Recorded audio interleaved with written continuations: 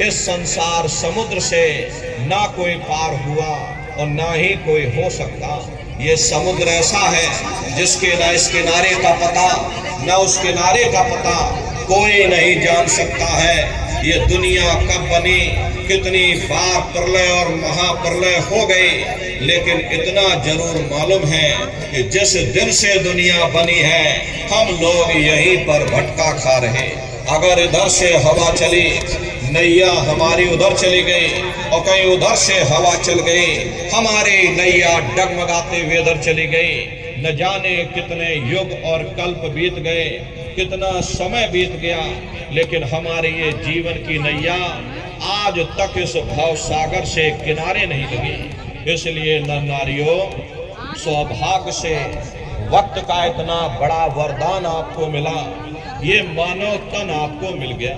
न जाने किस महात्मा की दया हो गई, न जाने कौन से जन्म जन्मांतरों के शुभ पुण्य कर्म उदय हो गए जो आपको ये मनुष्य शरीर मिल गया। अरे अब की बार ये मौका तुमको मिल गया है, मिले नर देह तुमको, बनाओ काज कुछ अपना, बचो मत या इस जग में, जानियो रैन का सपना। प्रेमी भाई बहनों, जैसे रात में हम लोग स्वप्न देखते हैं, हालांकि उस समय पर हमें स्वप्न सच मालूम पड़ता है, असली प्रतीत मालूम होता है, लेकिन जब हम लोग सुबह उठते हैं, जब हमारी आंखें खुलती हैं, तब हमें होश आता है, नहीं भाई हम तो स्वप्न देख रहे थे, ये सब भ्रम है। ठीक उसी प्रकार से ये दुनिया भी 10-20-100 साल का स्वप्न है। अब आप कहोगे हम जाग रहे, परंतु प्रेमी भाई बहनों, ऐसा हरगिज नहीं है। जिस दिन मौत का वक्त आएगा, अरे हम लोग रोएंगे, हाय हाय करके चिल्लाएंगे कि हाय हमने सारी जिंदगी यूं ही स्वप्न में गुजार दी, जागने का समय तो अभी आया था, जो कुछ करना था अभी करना था। लेकिन प्रेमी भाई बहनों, अब पछताए होत क्या जब चिड़िया चुग गई खेत। महात्मा प्रेम से जीवों को समझाते हैं कि भाई देह और गृह सब झूठा, ये मुसाफिर खाना है, ये शरीर भी तुम्हारा अपना नहीं, ये भी काल का पिंजरा है, किराए का मकान है, पराया मकान है। किसी को 40-50 साल के लिए मिला तो किसी को 80-90-100 साल के लिए मिल गया। जितने जितने श्वास उस मालिक ने बख्शे हैं, उसे भुगतने के बाद में हमें शरीर को यही छोड़ जाना। श्वास दुधारा नीति जारी, एक दिन खाली चाम। प्रेमी भाई बहनों, एक तालाब पानी से चाहे कितना भी क्यों ना भरा हो, आप एक छोटी सी नाली काटकर खोल दीजिए, तालाब में छोटा सा छेद कर दीजिए, तो सारा पानी तालाब से बाहर निकल जाएगा। ठीक उसी प्रकार से तुम्हारा ये शरीर भी श्वासों का भंडार है, और जब तक श्वासों का भंडार जारी है, हम दुनिया के काम काज में फंसे हुए हैं, दुनिया के कारोबार में हम आप उलझे हुए। लेकिन जिस वक्त ये श्वासों का भंडार खाली होगा, अरे टेलीफोन खड़क जाएंगे, तार पहुंच जाएंगे, संदेश पहुंच जाएंगे, सब रिश्ते नातेदार, सब कुटुंब परिवार वाले, सब अड़ोस पड़ोस वाले मिनटों सेकंडों में इकट्ठा हो जाएंगे। प्रेमी भाई बहनों, जिस शरीर से तुम इतना प्रेम किया करते थे, साबुन से मल मल करके नहाते थे, उसे कोई एक रात भी घर में रखने को तैयार नहीं होता। ये कंधों पर लटका करके शमशान भूमि पर छोड़ करके आ जाते। हिंदू लोग तिनका तोड़ाते हैं, जैसे तिनका टूट गया तेरा मेरा रिश्ता नाता टूट गया। मुसलमान ईसाई लोग खाक की मिट्टी कब्र में डाल देते, जो मेरे लिए खाक की मिट्टी है वह मेरे लिए तू है।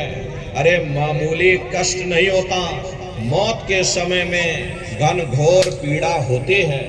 जन्मत मरत दुसह दुख हुई, सहजो बाई ने बयान किया है। सहजो मौत आइया, अंग अंग दिया तोड़, और हिया जरे छाती फटे, उठे पीर घनघोर। गुरु देख महाराज सकते हैं सत्संग में गुरुदेव फरमाते जी थे कि इतना जैसे अच्छा 1 बातें लाख बता रहे बिच्छू हैं। आप एक लोग जरूर साथ मिल सुनिएगा। करके हमारे शरीर पर डंक मारें, उससे भी लाखों करोड़ों गुना ज्यादा मौत के समय में दर्द होता है। प्रेमी भाई बहनों, जब मृत्यु आती है तो किस तरह से प्राण निकलते हैं, प्राणों के निकलने की क्या प्रक्रिया होती है, पहले उसे आप अच्छी तरह से समझ लीजिए। सिमटत भास श्वास उठ जावे और प्राण पति जब सिमट समावे, उस समय हमारी ये श्वासें रुक जाती हैं, शरीर की चेतना नीचे से सिमटने लगती है। तो सबसे पहले गुदा चक्र टूटता है, क्योंकि गुदा चक्र में पृथ्वी का वास होता है। गुदा चक्र टूट करके ऊपर इंद्रिय चक्र में समा जाता है, ऊपर नाभि चक्र में समा जाएगा।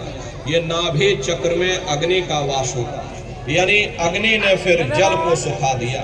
ये नीचे से सिमटाव होता है, नीचे से ऊपर की ओर सिमटाव होता है, पैरों के तलवे से लेकर के ये सिर की चोटी तक सिमटाव होता है।